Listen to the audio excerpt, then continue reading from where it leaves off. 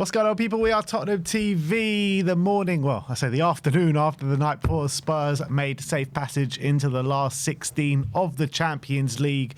And it was, a night full of emotion throughout the Champions League, wasn't it? Pretty crazy night. Yeah, a lot of people talking about the format after last night. A crazy game week 8, topsy-turvy, everyone moving different positions. I think we, for a few minutes in that first half, we were out the top 8. We ended up obviously getting the goal within top 8, but obviously all those permutations, all the movings, it was a bit nuts. So as it ended up, a draw would have seen us through, right? No, we would have got knocked out. We would have got knocked out because Madrid got knocked down on 15. We would have been on 15. So we had to win yesterday. But it was a good day, good win, good performance. And all of a sudden, in this competition, who knows? Dare to dream. Dare to dream. You know what? Last time we finished 4th in the league phase on 17 points. You know what happened? What happened, Tim? We went on to win the Europa League. Went on to win the European competition. You know what they say, Sim? Aim so high that even failure echoes glory. Exactly. So, let's do it. Why not? Why not, people? We've got, we'll see who we get in the next round tomorrow. And after tomorrow, we'll know the pathway as well to Budapest. We'll see how easy or how hard it can be. Will we get a kind draw? Will we not? But in terms of like the next round with the 4 teams, we'll get into it a bit later, but it's not too daunting. Yeah. So although I would say we look at all those fixtures saying they're all pretty winnable. Then they probably look at us saying they're pretty winnable. Yeah, they do. But I still think you've got to take into account the English tax as well and how strong English teams are in Europe. So yeah. I think our feelings are more valid than theirs. Yeah. All right, look, let's get into a Tottenham update. We've got a nice meaty Tottenham update to get into today with not too many days left of the transfer window. Spurs better hurry up and do some business because the squad is looking threadbare at this moment in time. First and foremost, we're going to talk about the manager situation as Matti Moretto says that Tottenham are one of the teams who like Andoni Iraola and there's a strong chance that he's going to leave Bournemouth at the end of the season. Obviously not having a good time of it at Bournemouth this season, rooted to similar pace in the league table as us. Lost a lot of players, and I think at the start of the season they kind of just got by and they were winning games, but I think that's kind of really caught up with them second half of the season, hasn't it? Yeah, it has. And I think also the summer window that they've had, losing a lot of their best players. They started the season really well. In fact, similar to us, in October time, they were second in the league. And similar to us, since then, they've fallen off a cliff. And all of a sudden, they're now potentially in a relegation battle. So I like Andoni, though. I think he's done a brilliant job since taking over at Bournemouth. Taking over from Gary O'Neill, a team who just about stayed up that season. They made the change, and it took him a bit of time to implement his way of playing. But I think Bournemouth is so exciting. They're you love watching them play. You never know what's going to happen in a Bournemouth game. They can take a 3-0 lead and give up. They can go 3-0 behind and come back. They're just one of those teams. It's pure chaos with them, and they're always in the game because of the way they play, but they're always also never safe. I think if we're waiting till the end of the season to hire a manager, I don't see why I would go for Iraola ahead of Poch because I think they have similar philosophies. So I'd rather obviously bring Poch ahead of Iraola because we have that connection and they're both going to play. I would say maybe Poch tries to play in a bit more of a control role, but they both play with aggressive high presses and throw caution to the wind. I think the only way I would take Iraola is maybe if we're going for it now and maybe we need to change immediately and we can get him out of Bournemouth and we want to get rid of Frank and we want to go for someone more permanent in the short term. But if we're waiting for the summer, I don't think Iraola would be my number one choice. Would I take him now though? It's a hell of a risk just because it's a hell of a risk because we're potentially getting dragged into a relegation battle, and if Iraola comes in, changing the playing style so dramatically, has to go right quite quickly. But I also think isn't it just reverting back to a playing style? Well, under similar to Ange, I guess. I mean, it's not really because I don't see Iraola as a possession-based manager. He's very chaotic and very direct, but he's a lot more risk averse than Frank, he'll just throw players forward, Yeah. he'll chuck players forward in the pressing as well. So it's very chaotic. End to end, he kind of plays in that chaos. Andrew's a bit different. It was chaotic, but he also on the ball wanted to control the game and wanted possession. Whereas Iraola is very different. He's not that bothered about he's not that bothered about having possession. So I think to be honest, I think we'll probably get more results with Iraola, only because I think there'll be some games where we're battering teams, but also be some games where we're just all over the place. But right now, it's like we're playing in a controlled, risk-averse way, but when we're not hurting oppositions enough, and we're being we're basically a mess at the back as well, apart from in the Champions League. So I think we'll probably get more wins under Iraola from now to the end of the season. He's we'll not probably leaving get more Bournemouth losses right now anyway, so it's a kind of a moot point. Yeah, but that's my thing. So I would only really take it now. I wouldn't take it at the end of the season. I'll go with someone else. Yeah, if the case is that you would only take it now and not the end of the season, it's probably not the best thing to do. That's the reality. This is what I've been saying all along. It's just like, may as well just wait at the end of the season to pick up that full-time manager. Yeah, well, look, we'll see how we go. Iraola's not leaving mid-season. At the end of the season, he's going to be one of the candidates to take over the role, and we'll see where we go. But yeah, I agree with you. I'll definitely take Pochettino over Andoni Iraola. Let's talk transfer news now. The case in point, right, is Callum Oluseyi. Peter O'Rourke says that Tottenham have rejected an offer from PSV Eindhoven for Callum Oluseyi. Sam Tabital says that Callum Oluseyi is set to leave Tottenham on loan before the January deadline. PSV and Hoffenheim have both seen £6 million bid rejected for the Spurs midfielder. Spurs don't want a permanent exit, and Oluseyi wants to play abroad, but Spurs prefer a domestic loan. Interesting. I find that interesting, yeah. I think for me, wouldn't it be better for his development to play abroad at the top level rather than domestically at a lower level? Unless it's maybe a decent championship team. I mean, but is that what we're thinking? Is it championship? but Sam is saying that PSV and Hoffenheim want to sign him permanently on a £6 million. And that's encouraging to hear that they don't want to sell him, which means they believe he has a future here, which I was obviously not sure about. But look, he is 18, so he's got a long time ahead of him, and he has been all right whenever he's kind of come in for little short cameos, but it's obviously hard to judge a player on that. He's obviously a player highly thought of and done very well in the under-21 level. But I like to hear that we don't want to sell him permanently, so that's really, really good. He's still so young. Yeah, you know 18. What I mean? 18 years of age. He's got still so much developing to do. As you said, he's been in and around the first team squad, looked decent when we've seen him, going up the age levels for the national side as well. So I think this is right. We need to keep hold of our best youngsters. Maybe we should start doing what Madrid do, sell him with a buyback option. Because they do it with a lot of their players. They do. Barcelona have done it in the past as well. So, if we sell him for $6 million, if he turns into like Torino or PSV, turns out to be good, you buy him back. If not, you get $6 million. Apparently, Man City are doing that with Oscar Bob as well. They're selling him they're selling him to Fulham for $35 million, and then they've got a 50% less buyback clause. So whatever bid comes in, they can bid 50% less, and it'll be accepted. Nice. It's all right, because I think Levy was very good at adding clauses, but they were usually sell-on clauses. Have we ever had a buyback clause in any of our styles? No, I don't think so. Marcus Edwards also had a sell-on clause, I believe, as well, didn't he? So that would be a good option. But obviously, look, if we believe maybe in the near future he could be a part of our first team.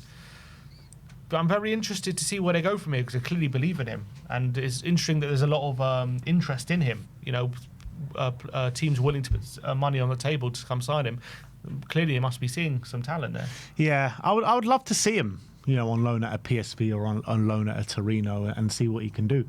We've seen so many players, even the Bundesliga and Hoffenheim, we've seen so many players go there and flourish and come back and fight their way into a first team spot or fight in the way for a squad. So I would really like to see it, but it looks like these teams do want a full-time purchase instead of a loan, and we've heard with the Torino, they wanted a loan with an option to buy as well. So I think it's right to stay firm and not put that obligation or option to buy in if you really believe in the player.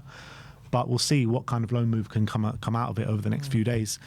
Next up, let's talk about Bissouma, because those famous Turkish publications are saying that Galatasaray chairman has flown into London to thrash out talks with Tottenham Hotspur regarding midfielder Yves Bissouma, who they want to sign before the end of the January transfer window. And I believe, I don't know if it's the case for January, but I know in the summer that the Turkish window usually lasts a bit longer than the European window. So I don't know if that's still the case in January, but yeah, in terms of this one, obviously he's just fought his way back into the first team. He's been pretty good over the last couple of games. However, he does only have 6 months left in his contract. Yeah. So it does kind of make sense to try and get a bit of money for him. Yeah, it's a bit of a weird situation how he's gone from completely discarded, not considered an option in the team, to our starting midfielder, who's probably looking like our best midfielder on current form over the last couple of games. So you're now facing the prospect of maybe selling a midfielder who maybe would be starting a lot of games all of a sudden from now to the end of the season, given our current problems. I like Brennan Johnson. Yeah, and it's an odd situation because, you know, will he start on Sunday, for example, against Man City? There's not as a decent chance that might happen. But obviously after City, we're going to have, 2 days or 1 day, I think. Deadline is on the 2nd, so City is on the 1st. So who's going to be available? So after the City game, we're going to add Gallagher to the Champions League. So we're going to have less worries there. And then who are we going to have available in midfield? We're going to have, in the short term, Gallagher, Sarr, who's back now, Archie Gray. Who else is? Paulinia is an option. So can we afford to let him go, I guess, after the City game? I think he's here for the City game, but I think after the City game, is it a case of if we get an offer deadline day, we just sell him? He's been our best performing midfielder over the last couple of games. He's been our best performing midfielder in the last couple of games. So, you know, you've got Bergvall with a long-term injury. You've got Bentancur with a long-term injury. Depends how much you're actually going to get. Like, if you're going to make a bit of money to make a real difference, let's say like, I don't know, 7-8 million, something like that, I think do it. But if it's only going to be a couple of million, then what's the point at the end of the day? I think there are two options. You either sell him now for a bit, or you keep him and trigger that 1 year extension, and then you maybe get him a bit more in the summer. And those are the two options you have, I think. Right now, you might as well keep him because we kind of need him. But do we put him in the Champions League squad if we keep him, do you think? I don't think so. Yeah, I don't think so either. Because Gallagher's got to be prioritised. If Robertson comes in, he's got to come in. We'll have to wait and see what happens there. We, just get in, and also hopefully a new attacker. Yeah, I mean, I am kind of leaning towards more probably to sell him now, actually, because I think if he gets comfortable again, I think the old problems could kind of rear its ugly head again with Bissouma about the professional issues, lateness, and everything that's come with it. So I feel if we trigger that extension, we're just going to be looking to sell him again, and we might be struggling to sell him again, and then we're stuck again for another year, and we've got that squad issue that we have again. So I think it's probably best just to part ways now, to be honest. I think it's probably best for everyone, but look, he is playing well. So as long as he can keep that up, he's going to have a value here. But I think if there is a good offer on deadline day, I think we do sell. I think that's going to be... Although Frank has said he doesn't want anyone to leave, but all of a sudden we are talking about some other outgoings as well as Bissouma. So whether that's true or not, have to wait and see. Yeah. Matti Moretto said in the last few hours, Tottenham have inquired about Leon Goretzka, with Atletico Madrid also interested. However, it's unclear whether Bayern will let go of Goretzka right now. The decision is expected in the coming hours. So that was yesterday that they reported that. Still no decision, it seems, or nothing been reported to the press. But what's your thoughts on Leon Goretzka? I mean, it's crazy to go for him, I think. Like, obviously a good player. Again, similar to like the Gallagher deal in a sense that, does he come in and is he our best number 8? There's a good argument to say yes. Do we need like another number 8? Absolutely not. We have 5 on our books, maybe 6, you could argue, of players whose best position is like a box-to-box number 8. So adding another one is crazy talk, in my opinion. I understand it might be an upgrade on Gallagher even. Like, he's maybe a better player. He's a good player, Leon Goretzka. But I wouldn't go spending money on yet another player in a position that we have. We have so much depth there. Unless Frank just wants loads of number 8 and he doesn't want a 6 or he doesn't want a deep line playmaker. Maybe that's where what he wants. And if that's the case, that's ridiculous in itself. But I wouldn't be signing Leon Goretzka in this window. I think that's crazy. Yeah, I mean, what's the point of Gallagher if you're signing Leon Goretzka? Absolutely, you know what I mean? right. They're the exact same position. It makes no sense to me. I think this is just a bit of nothing, to be honest. I wouldn't be surprised if Atletico go and sign him though. Yeah, I think replace he's Gallagher, yeah. Yeah, exactly. I think he's a proper kind of Atletico player, Leon Goretzka. You know, he's past his sell-by date in terms of being at the top of his game, being at in that Bayern Munich team. But I think he kind of suits Atletico and Simeone. Absolutely. I think a match made in heaven there. Next, Although you would have thought Gallagher was, and it wasn't quite. that's also true. But obviously, Leon Goretzka is that more decorated player, isn't he? I think he's a bit more technical than Gallagher Yeah. as well. Alex Crook is reporting that Spurs eye a summer swoop for Robin Roofs of Sunderland. Vicario is attracting interest from Inter, while Roofs is among the options to replace him. What's your opinion on Roofs? Obviously having a very good season. Is he what we need on the ball? Yeah, he's been really impressive. He's quite good up against penalties as well. So that's obviously a nice thing to have in his armoury. He's been super impressive for Sunderland. Didn't realise he was that young, actually. I thought he was a bit older than that. So also a young keeper. I've been really impressed. The thing is with Sunderland is they don't really play on like short out the back. They go long a lot. They're not really possession based, so they don't think they ask too much of their goalkeeper when it comes to that.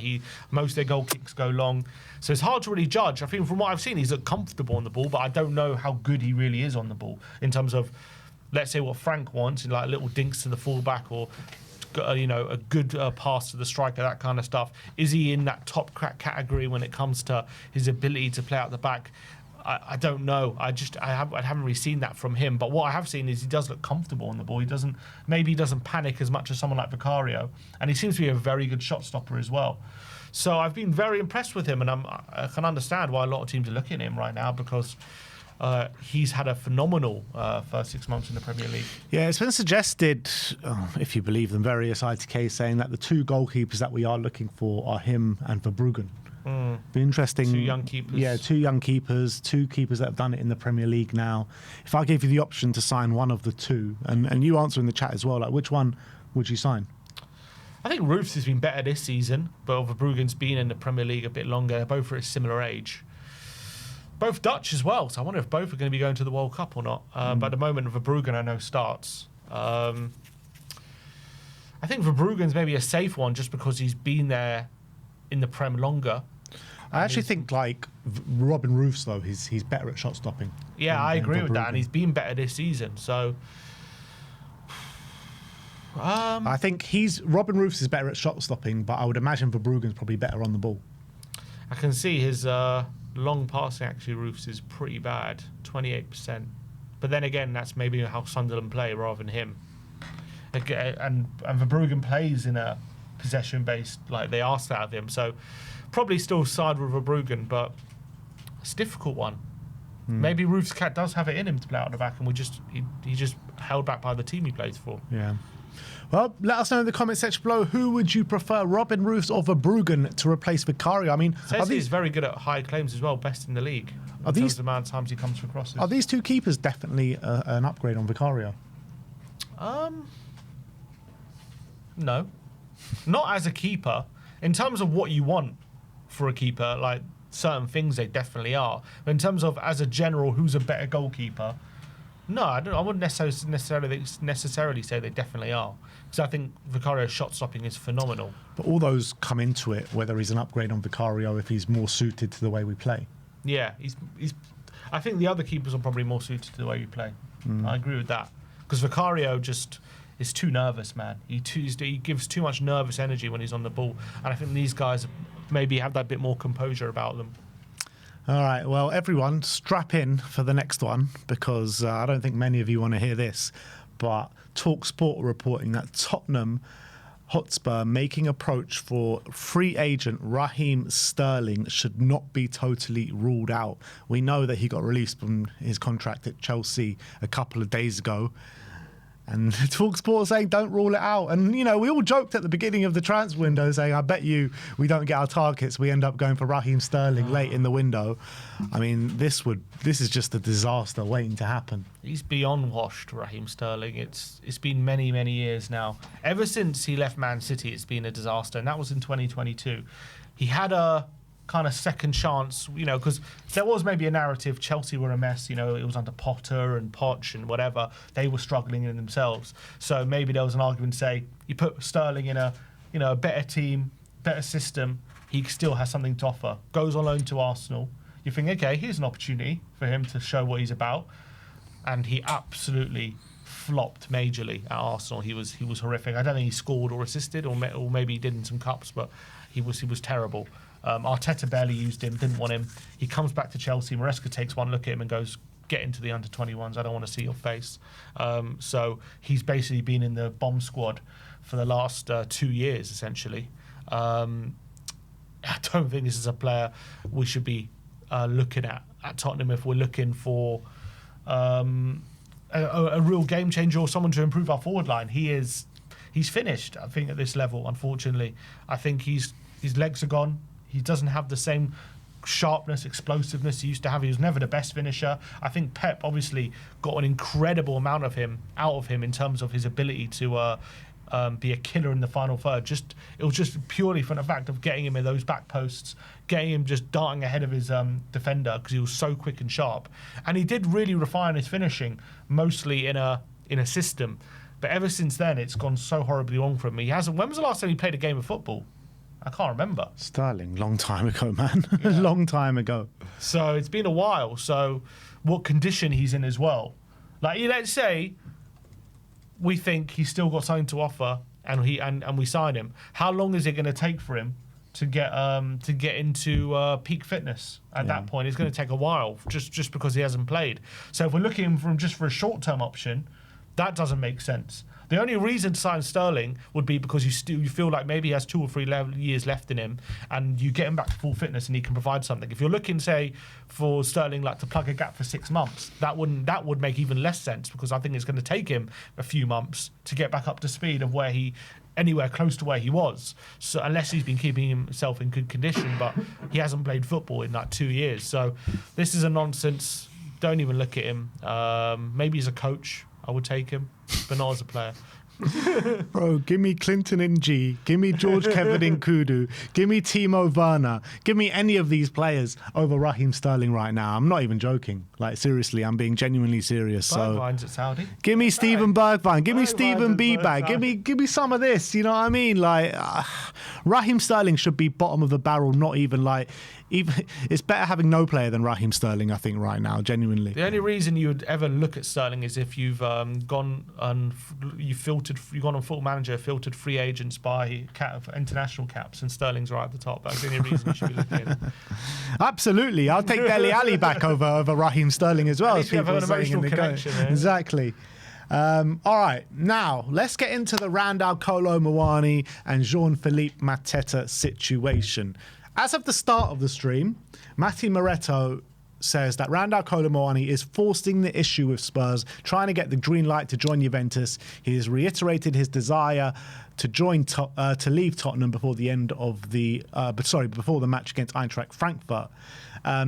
And then other journalists were jumping on the Jean-Philippe Mateta thing. Alfredo Padula said Tottenham are now making moves to sign Jean-Philippe Mateta. Orazio Ocamando says that Tottenham are working close to sign a deal for Jean-Philippe Mateta, which will allow Randall Kolo Muani to join Juventus.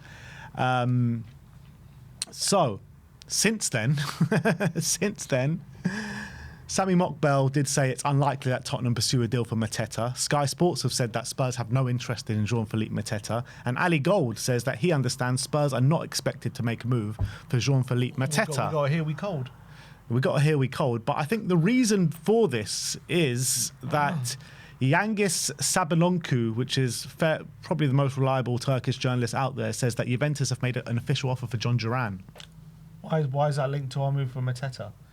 Because Juventus won't be going for Muani. Oh, I see.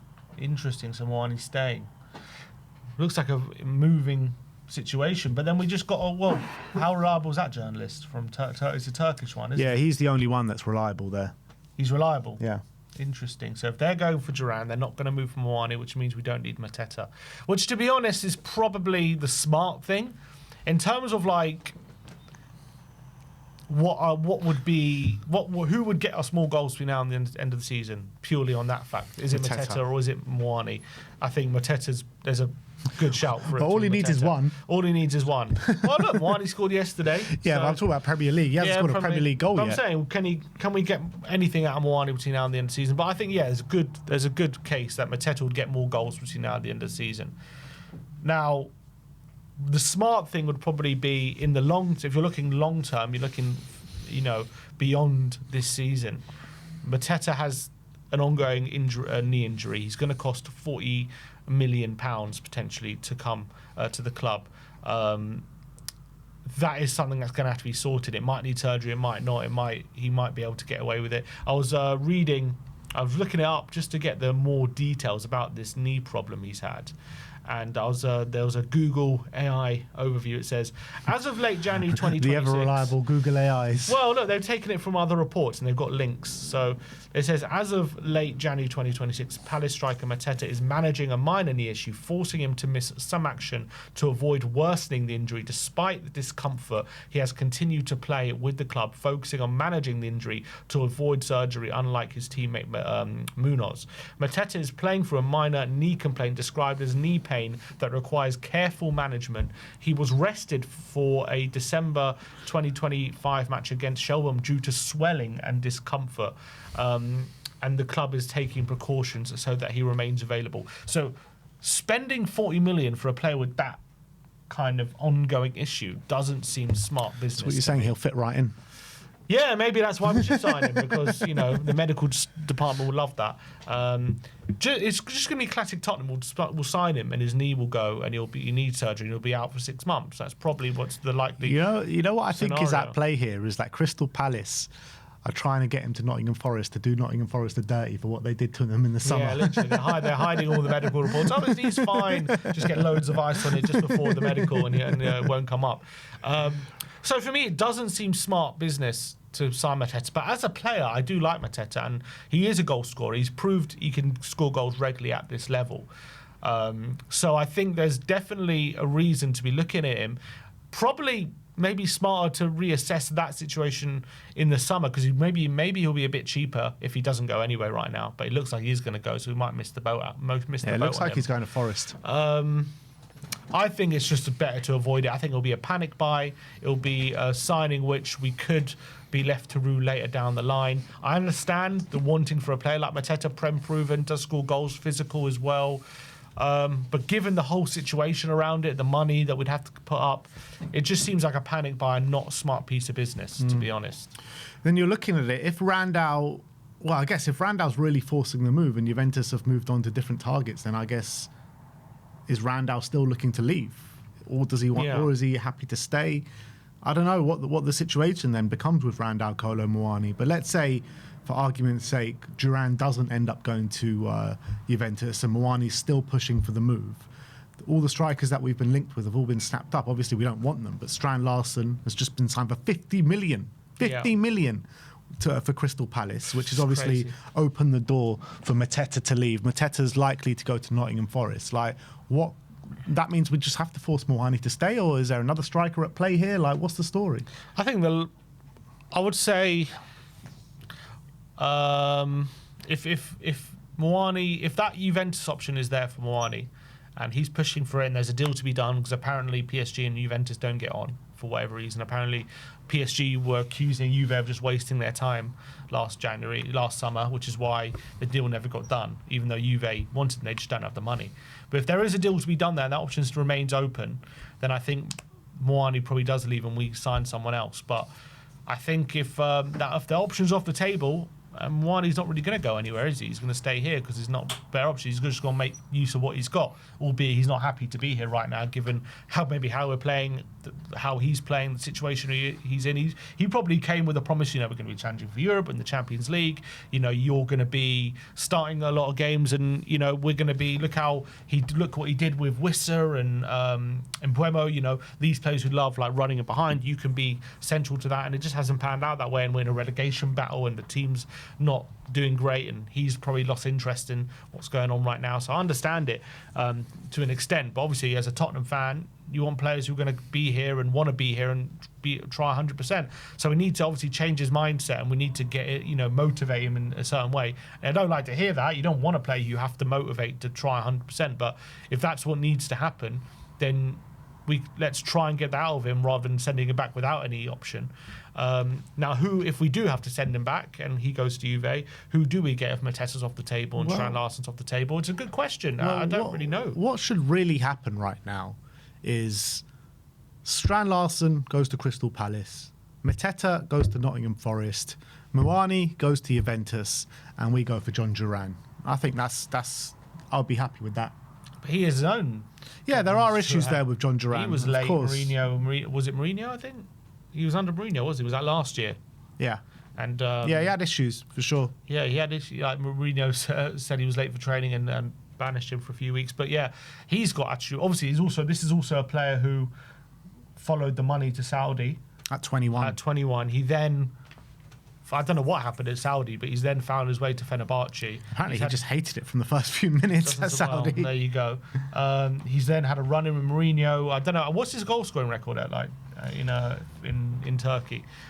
All we know is, though, there's potential attitude problems there, but we also know when he was in the Prem, this guy has an absolute rocket of a left foot, and this is deadly. He's like a reincarnation of Adriano. That's what he reminds me of, the way he plays.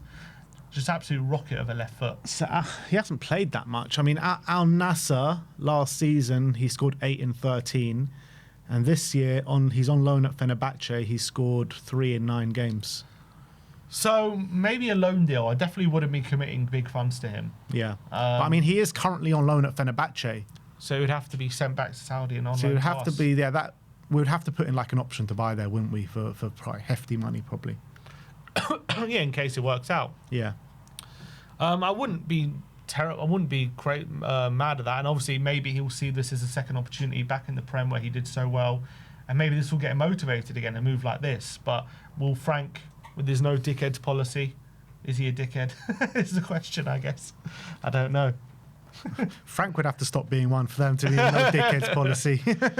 But in terms of Prem proven strikers or whatever, they're at premium right now. I don't see us getting anyone from within the Premier League who's Prem proven in the short term. So if it's a possibility to get John Duran on loan for the rest of the season, I'll definitely take it, man.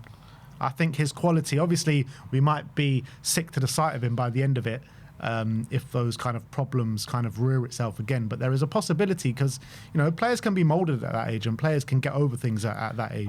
I would like to take a punt on one of Openda, Jonathan David and Vlahovic if we can get, if Muani goes there and one of them becomes available. Yeah. I would like to take a punt. I've always been a fan of Vlahovic. I'll take Vlahovic for sure. Openda, I think, it's a weird one. I don't know why it hasn't worked in the Serie A for him. All day, none of their strikers has worked for, but Openda was obviously good in the Bundesliga. Did he play with Xavi? I'm guessing at Leipzig. He must have. Yeah, I think he did. Yeah. So they might have some sort of relationship there, and I think he should have the physicality to play in the Prem. He's very fast, good at running in behind. Gives us a different option as well. So, I mean, I think he reminds me a bit of Wisser, Openda, the way he plays. What's happened to him, Openda, though? Has just not been good. 18 games, 1 goal for Juventus. But I'll definitely consider a loan. Even his last year for Leipzig wasn't anywhere near as strong as his previous, his first year at Leipzig. His first year at Leipzig, he got 24 goals in 34 games, and in the Prolium season, he got 9 in 33. Obviously smashed it out in the French league before that. In the Bundesliga, really only had one top season and hasn't really been able to back that up in the Serie A. I maybe can consider a loan, though. I prefer Vlahovic over him, in my opinion.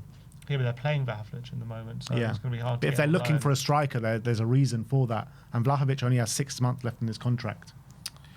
Yeah, but it's going to be hard to get a loan for Vlahovic. Yeah, you'd need to sign him. Yeah, you'd need to sign him. But you're looking at it like, with Solanke there, to have Solanke and one other, Solanke and Mateta, Solanke and Duran, Solanke and Vlahovic, I think that's decent striking options. Yeah, it's not bad. Not bad. And with Richarlison coming back as well, he obviously come we back don't. in February. Well, it's actually the end of next month, so not too far away. Yeah. Maybe that means Solanke's due an injury then because they're not fit together. I got a feeling, I don't know, my gut's starting to tell me maybe Muani stays after yesterday. I don't think we've heard the last of this Mateta thing. To Spurs? Yeah, I don't think we've heard the last of it. All right, yeah, maybe all right. I felt like this all window, well, since we've heard that Mateta's looking to leave, I just feel like it stinks like a last minute kind of panic buy for Spurs. But I thought that about Strand Larsen, and he's gone for 50 million to Crystal Palace as well. So you just never know what's going to happen, do you? Well, have you seen this from Michael Bridge? Also understands Spurs currently have no intention to cut Muani's loan from PSG. Sky in Italy are reporting that Juventus want to bring the forward through, and however, as things stand, Spurs are not open to letting the France international go. I think the reason is because they don't have a replacement.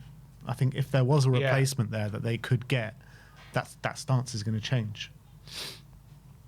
Yeah, it's whether we do get that replacement. But the reality is, we probably want Muani and someone else. That's what we in a perfect world. So one in, one out is not a great option. But yeah, I think you're probably right. But we'll see. There's going to be a lot of movement in these last few days, to be honest. Yeah. But I think the problem for us is right now in January, the market is not great, and so making moves in right now, rather than delaying it for 6 months. It's not great, but there are still some decent options, more than probably a usual January.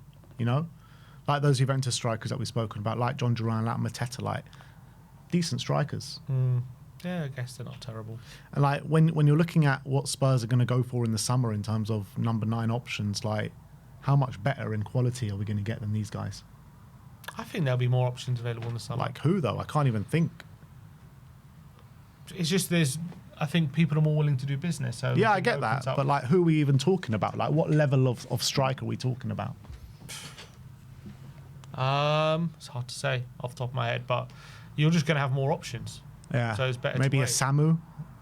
You know, someone like him. But like, still, like when you're looking at the number 9 market, even for the summer, yeah, it's hard. It's a tough one. And I think these level of strikers that we're talking about now is probably going to be a similar level of striker in the summer. It'll be interesting to see how Solanke gets on, whether we go for a big money striker in the summer if Solanke, carries on scoring.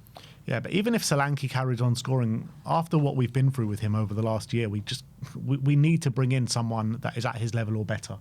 We have to. We can't rely on these guys' fitness anymore. Like, we have to bring in options where the quality just doesn't decrease if Solanke comes out of the team.